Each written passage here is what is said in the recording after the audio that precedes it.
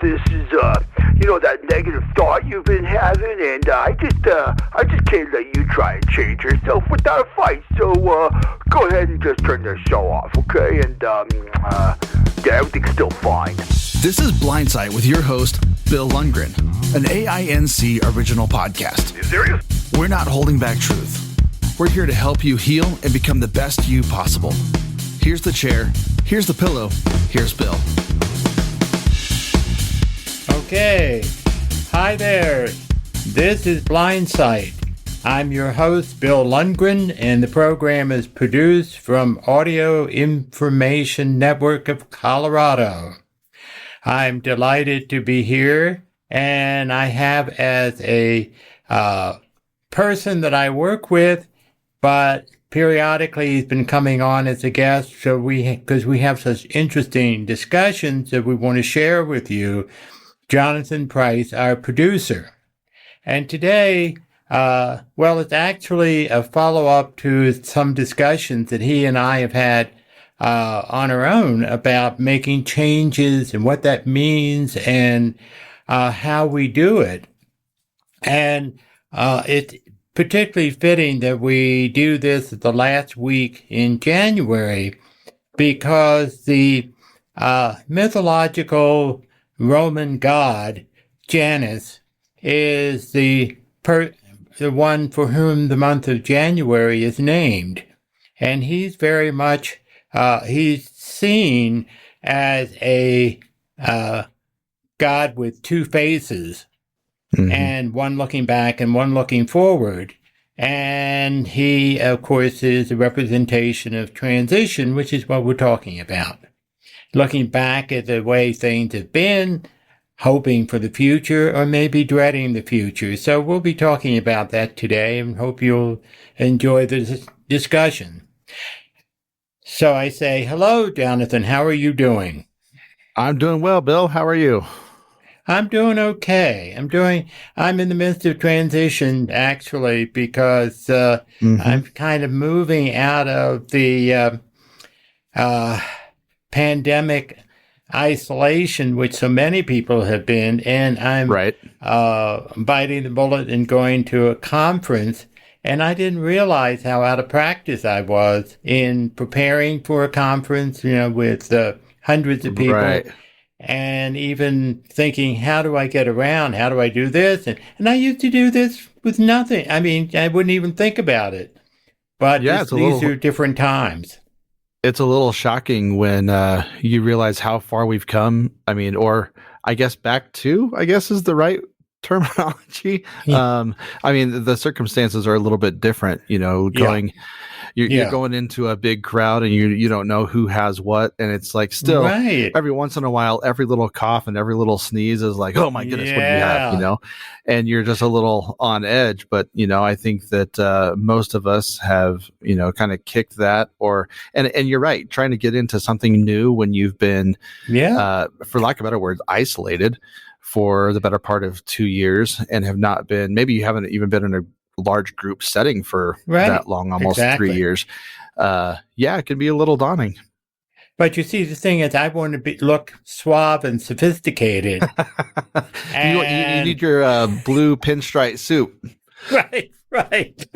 and your spats, your black and white spats with the top hat and the cane.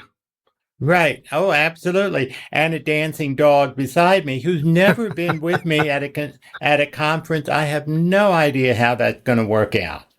And are you taking your dog?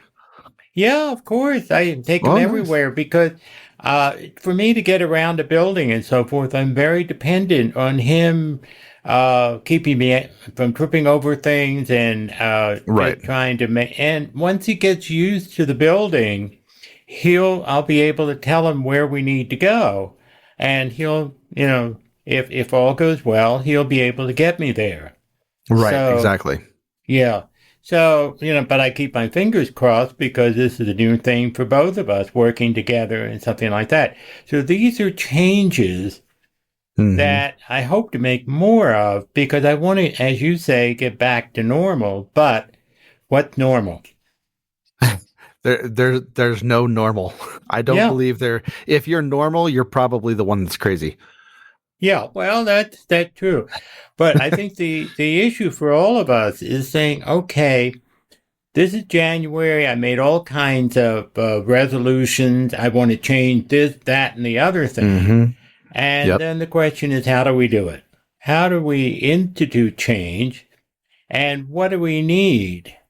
Now, a comment you made one time when we were talking was about gratitude for people who just appear to help us in making whatever those changes are. And I think that's an important point.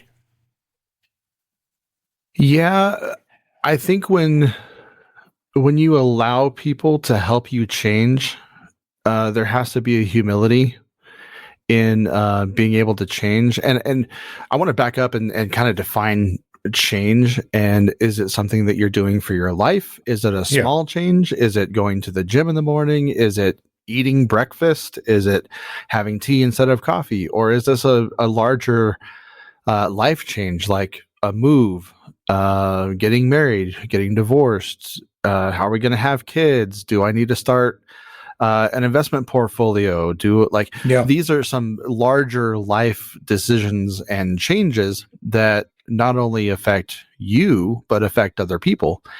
And when you are going through any type of change, I believe it's important to have quote unquote your squad, the people who you are close with, people who are in your life to help navigate some of these things is incredibly important. And you see, one of the difficulties that you and I are both males, and we're socialized not to ask for help. Right. And this is one of the, I know female clients have said to me, that's one thing that drives them crazy about their spouses, because they won't ask for help. They will, there's a stereotypical husband who will drive and refuse to ask for directions to get where they need to go, Right. And it's so difficult because it feels, I think, for some people, humiliating that they can't do something. Yeah, absolutely.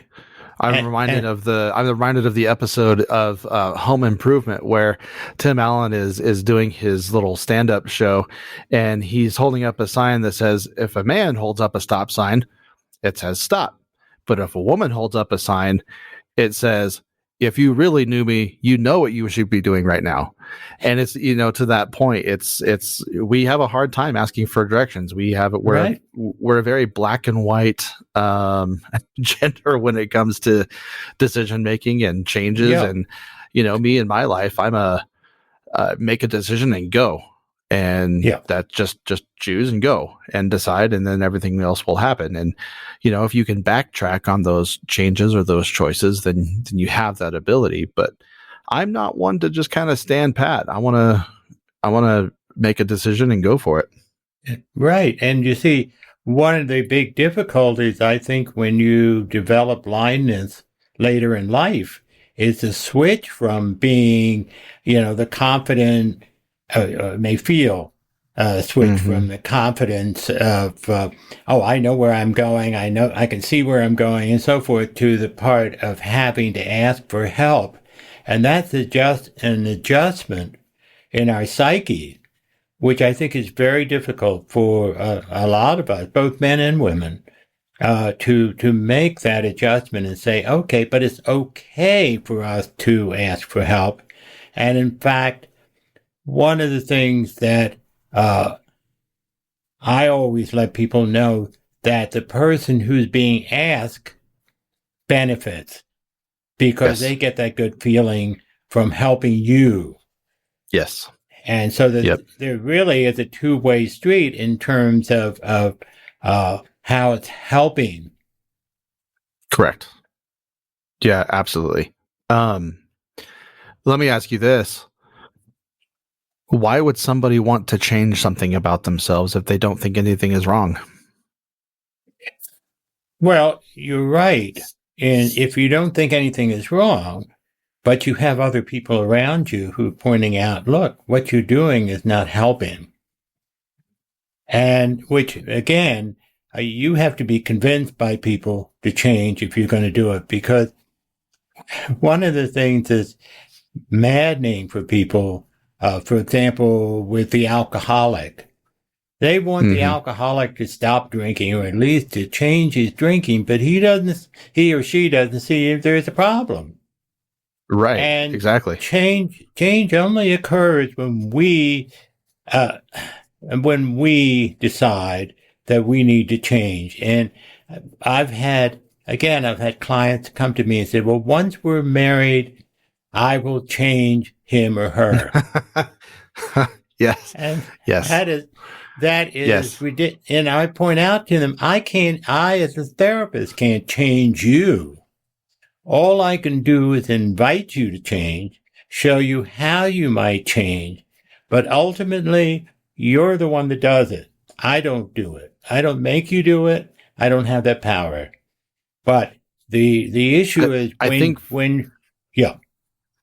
go for it. I was going to say, I think for me, the issue of change happens when you realize that you may be either in the wrong or life has dealt you a difficult circumstance, or you have been doing something that you either should not have been, or you change is usually preceded by a negative experience, right? In my life, particularly. And so when I think of change, there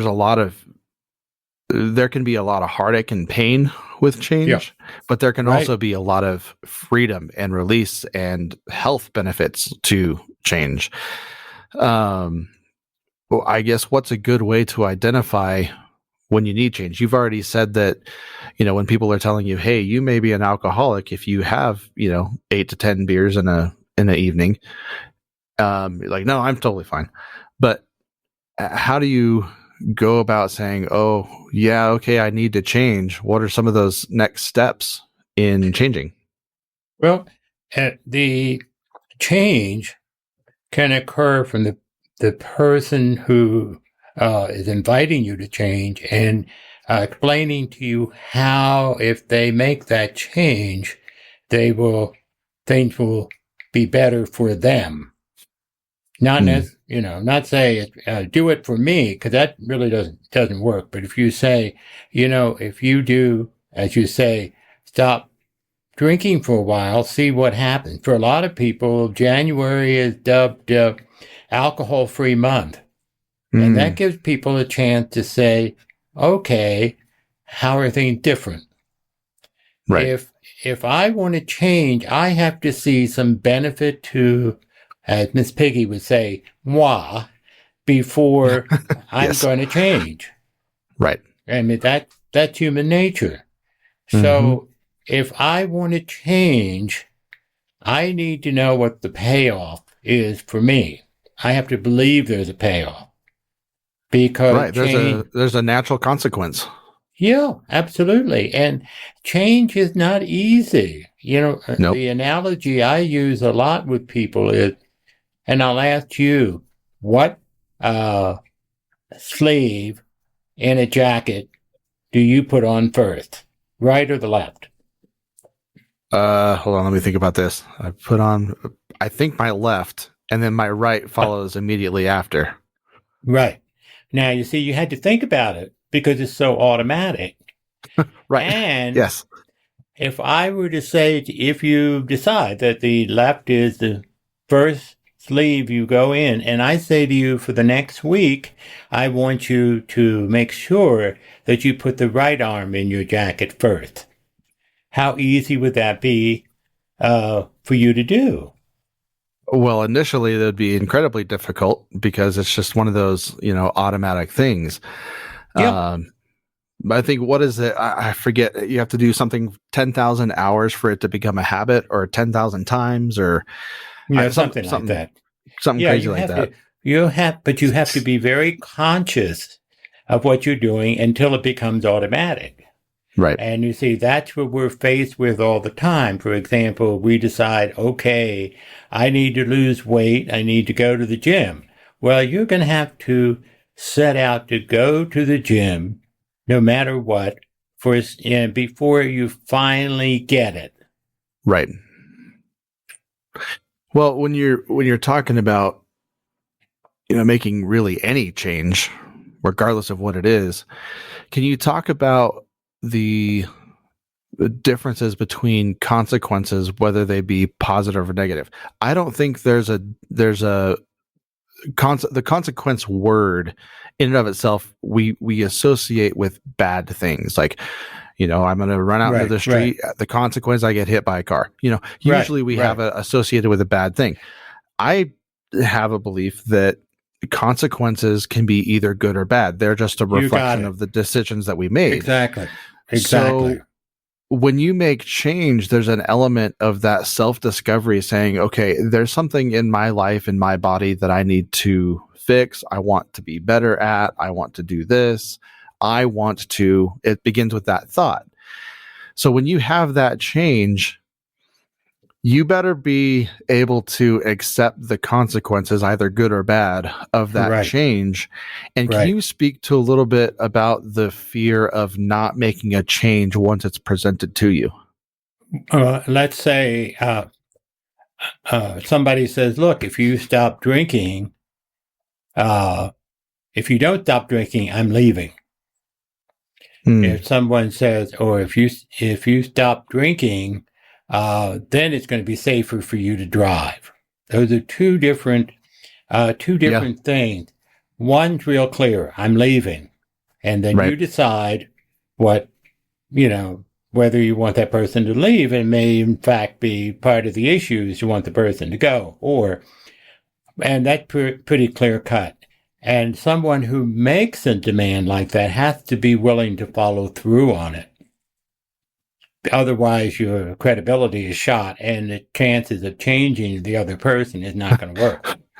But it kind of sounds like you have to know your audience when you're making those kind of assertions. Well, you have to know that you're going to follow through, because if the person believes you're bluffing, he or she is not going to change. Mm-hmm. But something like you're going to drive better, well, what does that mean? What kind of benefit is that going to be to me?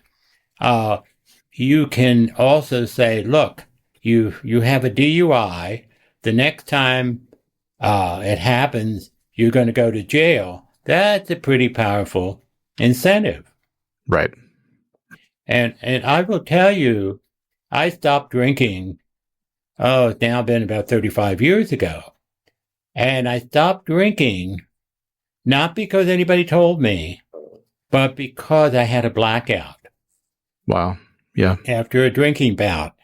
And I found out about it a couple of days when somebody told me I was at the party. He had injured himself, and he said, don't you remember? You were so solicitous in helping me patch the wound and so forth. And I have no memory of it whatsoever. Wow. It just, then that was it. That's a true blackout. You're up and around, but you don't remember any of it. Well, you better believe all the other times I may have tried to stop drinking had nothing as much as this impact of finding that I crossed over the line and had a blackout. And if I continued, there would be more blackouts coming.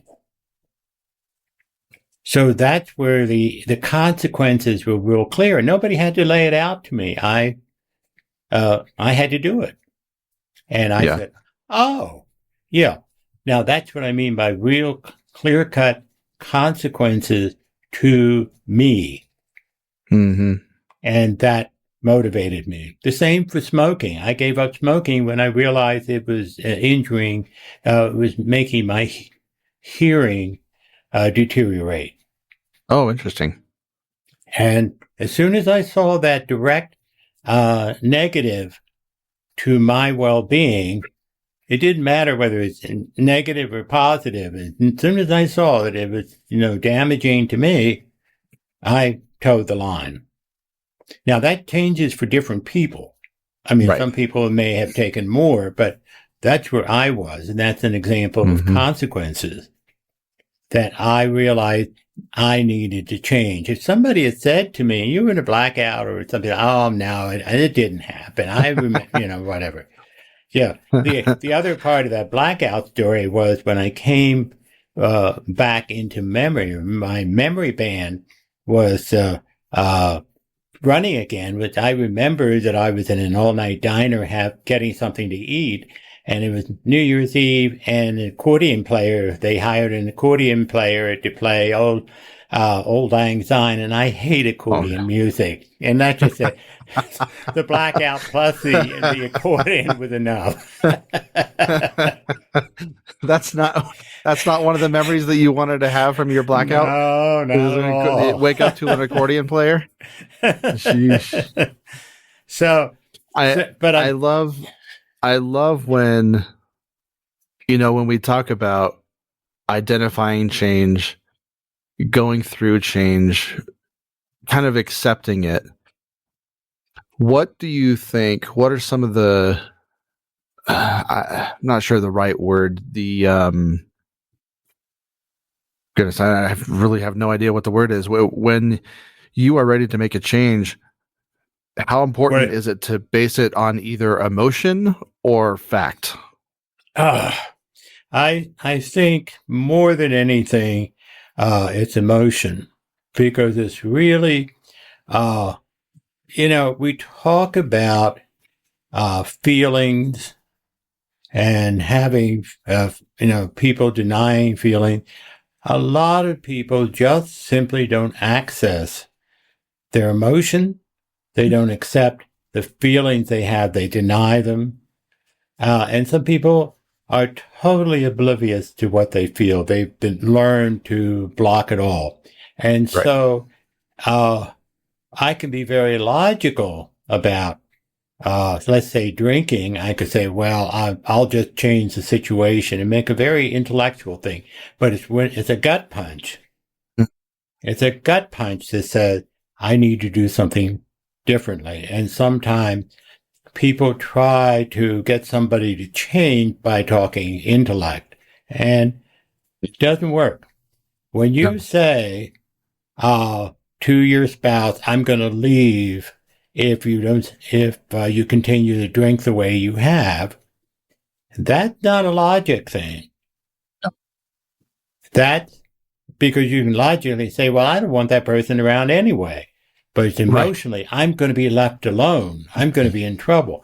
That's when change really, the gut punch is what makes change happen.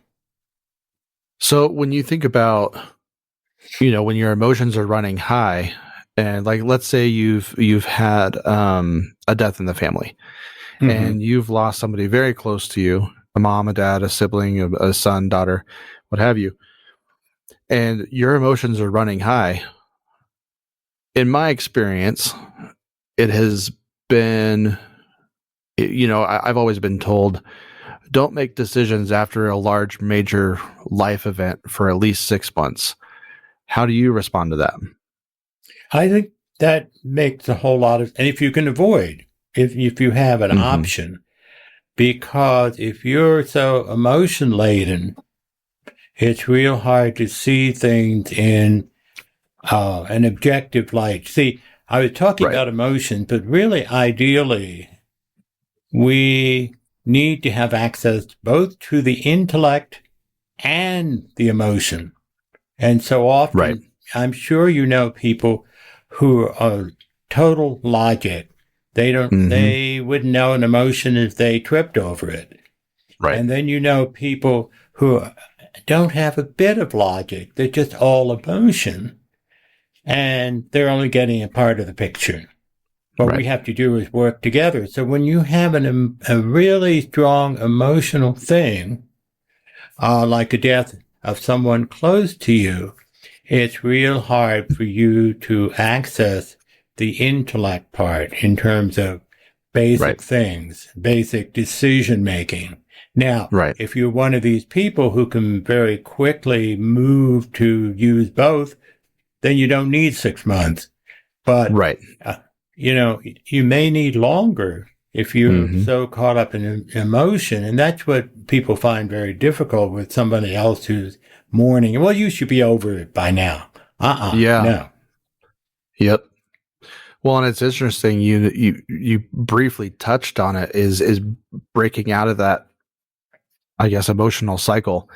And when something bad happens, or any, I guess it doesn't even have to be bad, but any type of thing happens, we get into this reactionary cycle, and we start spinning our wheels, and we start Right. trying to figure out, okay, Right. something happened to me, so now I react in this way, and then that reaction causes somebody else to do something, and then when they react this way, it affects Right. me.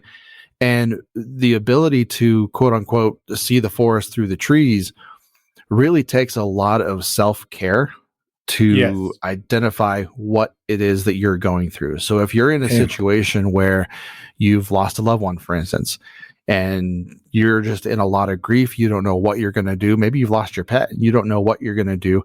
The immediate reaction is to do something drastic. Maybe it's to, go get a Right. drink, or maybe it's to go Right. buy the first dog you see. Maybe it's to, Right. whatever have you, whatever Band-Aid you Yeah. want to put on that situation. Right. Based on the The emotion. ability, right. The ability to take yourself basically in the forest, getting on a helicopter and zooming out, and to see the vast landscape of the forest, and then to say, okay, there I was in the middle of the forest, only to realize that maybe 20 yards away was this beautiful clearing where you could see everything clearly. Right.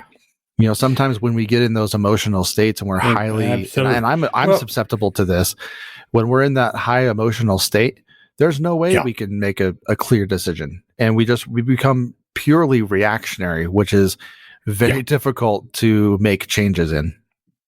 Well, the thing is, we have to know ourselves well enough to say, wait a minute, I can't make a decision on that right now. I need some time to reconstitute. I think an example of this too is that if someone has had a trauma where they've lost their eyesight, Mm-hmm. they can be really prone to just flailing around because Right. the emotions of this sudden loss, and the loss not only of the sight but of their own self-image and their ability to fend for themselves is frightening. And so, Right. of course, they're going to be all over the place, and that's why we have to be those around that person need to be caring and kind, and sometimes have to be very direct and tell the person what to do, because they're not really, they may not be in their right mind at that moment because of the trauma. Do you think that's more And- common with people who lose their sight in a very sudden traumatic way versus people who have kind of either dealt with it their whole life, or they're growing older, or it's a gradual thing? Yeah, we're talking about a sudden onset. Right. There may be the reaction, but there are small pieces of it. The more, there's a shock when we realize, like with macular degeneration, or in my case, the RP, retinitis pigmentosa, where you discover, oh my God, I can't see, or I can't see as much as I could, or you get the diagnosis that in some foreseeable future, you're going to lose your eyesight. It is that jolt that you get, that change is coming. And how do I adapt to the change? How do I be sure that I'm able to survive, or to be the kind of person I want to be without this precious skill? Yeah. And it's an adjustment of because your whole world has been shaken up. And that's a major change when things are not what you thought they were. like a marriage, you find out that's not working, or, spouse comes to you, I want out, or, any kind of sudden trauma. And part of trauma is it's upsetting. It's upsets the apple cart, so to speak. And we have to change our perception of our world. And that's scary. Yeah. Yeah, it is. Well, we've talked about, identifying what a change could kind of be, the ability to make the decision, the consequences of that decision or change, the good or bad. What's the light at the end of the tunnel? How far out do you say, okay, this is working, this is not working, and, learning to be okay with that? Well, and here's I have to talk as an individual rather than as a therapist. A lot depends on our coping skills in general. Mm-hmm. A lot depends on the people who are around us. Right. And a lot depends on what our perception of this event, what our perception is, and how much control we have. Sure. And I know one of the things that my mother had to deal with, since I was one of my sisters and I were hearing impaired, and she would tell us, you can hear, you just need to try harder. Yep. Okay, what does that mean? On the plus side, it encouraged us, I believe, to keep on trucking, as opposed to, let's say, a mother would say, oh, you poor babies, you can't hear, therefore you won't be able to do anything, and I'm going to have to take care of you for the rest of my life and take away my autonomy. And she, in fact, was urged by the school district to put us in a school for the deaf, which really would have been, I think she was right in making a decision not to do that. She was encouraging us to make the most of whatever we had. And I think that's difficult sometimes to tolerate, because sometimes you get so tired of struggling all the time. But at the same time, when you succeed, you've won a battle. So it's kind of back and forth in terms of how much you say, oh, you can do this. Fortunately, I never wanted to drive an 18-wheeler. I joke about it, but, if I'm going for that, that's not going to work as a blind person.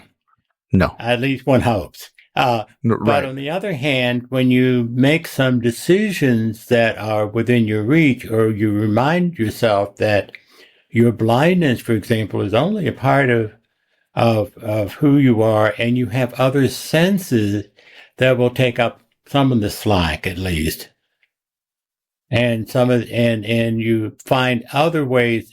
It's something the NFB said, the National Federation for the Blind, says all the time. You can do whatever you want to do. You just need to do it differently. And that can be carried to extremes, but there's a kernel of truth in that, in checking out the change that's occurred, and then not out of hand ruling anything else out. Just say, okay, can I do this? How can I do it? How, what are the possibilities? And then encouraging yourself to try. Yeah. And the other piece, it's all about asking. It's really all about asking that question. Yeah. Can I do this? Do I want to do this? It's about asking, am I capable of changing something? I heard a story. Now I don't remember where it was, but this guy was terrified, just absolutely out of his mind, terrified to leave his house. And so his therapist got on with him and said, okay, your task for this week is to go to the door and just open it. That's all. Mm-hmm. You just open the door. And then after, a week or two of just being able to open the door, the therapist said, okay, for 2 seconds, take one step out and then come back inside. Right. And he kept doing that over and over and over and over again. And it got to the point where he was, I remember it was America's Got Talent. And he was a comedian. And it was telling stand-up jokes. And so his therapist, he finally got out and he was able to go to a comedy club that was a couple blocks down the street after a couple months of therapy. And he started telling jokes. And he really loves these one-liners. And it was so cool to see those seemingly incredibly small changes that we tend to take for granted that for other people may be massive and crippling to some degree. And to be able to say, look, I have the power to make one small change, even if that means literally putting my right foot in front of my left, that's a change that I can do today. What you're talking about is allowing yourself to take baby steps. Yes. And breaking it down into small components so that you can try and see how it works for you. Yeah. And little bit, or maybe a step is to go with someone and do something and have that person there just as a cheerleader, someone who, will, be there. This conference I'm going to, one of the reasons I'm going is because an old friend of mine is going to be there and he knows me and we share a lot. And so even if I don't, need him or have any need for him to step in, just knowing that he's there will make it a lot more comfortable than if I were going to a conference where I knew nobody. Well, and that's a great way to kind of wrap it all up, is going right back to the beginning. It's about the people who you surround yourself with, who you can trust. And if you've got that group around you, or even that one person that's going to be able to stand with you, that's going to be able to encourage you and support you regardless of what you're going through, they're not going to make you feel judged. They're going to make you feel safe. And you've got the power to make you're going to have an infinitesimal amount of power to be able to make a change, regardless of what it is. Right. There's a book out. I'm sorry, I don't have the title. I've got to track it down. I heard it on one of the radio stations. But there's a study that was done by Harvard University, and they've been doing this study for 80 years. Wow. Multi-generational study to define what causes or allows someone to be happy. What is happiness? And, they looked into financial and everything else. What they said, the one thing that is above everything else is relationships. I believe it. I don't doubt that for a second. Yeah, well, but relationships doesn't necessarily mean knowing thousands of people. It is individual on what relationships make you happy. But I think it relates to what we're talking about in terms of putting ourselves out there. If we have relationships with people that we know that will be there for us, then the anxiety goes down, the confidence goes up. We can feel comfortable, and we don't have to be ashamed of the fact that we're feeling better because somebody we know is going to be around. It's just part of the learning process for us to learn how to be happy, how to be successful in whatever it is that we set out to do. Not to have the person do for us. Because that can, unless it's an agreement that, this is what I need you to do this. But when somebody takes over and does something for us, that doesn't help. But when someone is there just to allow us to try, that makes all the difference in the world. And we have to make it clear to people that, maybe I'll fall. Maybe I'll get, highly anxious, but I've got to go through that to get to the other side. Yeah, absolutely. And we'll be happier for it. And, That's true. Yeah, it's kind of a delicate balance between helping and hurting by taking away our autonomy. And it had to be worked out with every situation. It had to be worked out with every person that we're with, and so that we can feel more and more confident. I know that with the conference, I know that at the end of it, I'm going to feel a lot more comfortable about future conferences because that's one of the reasons I'm going is right. Because I need to get back into the world after all this time hiding out from the pandemic. Right. Yep. Yeah, that's going to be hard. And, I know you're a big theater buff and, even making those changes is getting back into the theater and getting back into conferences and, right. Like getting what you're back saying, in the world. those relational things, man, I tell you what, just like the sun, we need the relationships. We need those things. Absolutely. And we can express gratitude. Those of us who are being helped, all we need is to express gratitude to the person for helping us. Yep. And saying, okay, because they feel good, you feel good, and progress is made because this is what we're talking about, being able to move forward.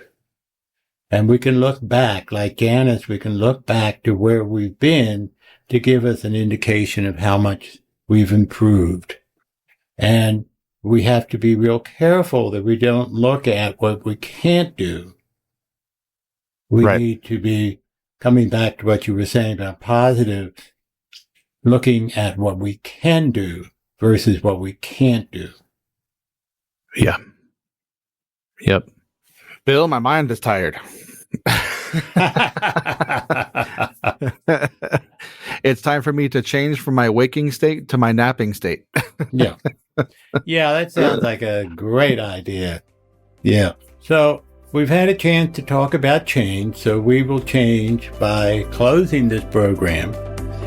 This was Bill Lundgren with Jonathan Price, your co-creator of today's program. We hope that you've gotten some information, some help from what we've been sharing about.